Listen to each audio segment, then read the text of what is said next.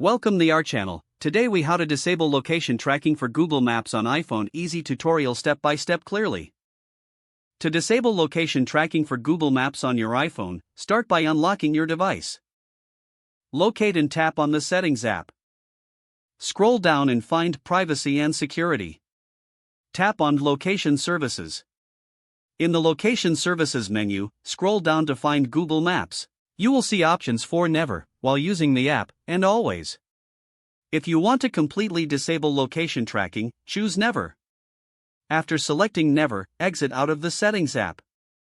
To ensure further privacy, return to the main Settings menu. Scroll down and tap on Google Maps for additional options.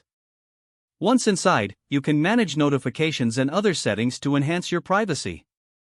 After adjusting settings, feel free to use Google Maps without location tracking enabled. You're now all set.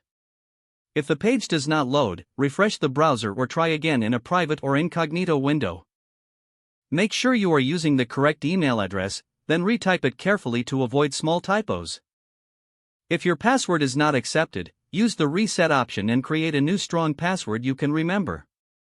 Check your spam folder for verification or security emails, then complete any requested confirmation steps. Enable two-factor authentication if available to improve account security and reduce unauthorized access risk. After signing in, review your profile details so your contact information and settings are accurate and current. If you see an error message, note it down and try again after restarting your device and internet connection. Log out when you finish, especially on shared devices, to keep your account and payment information secure.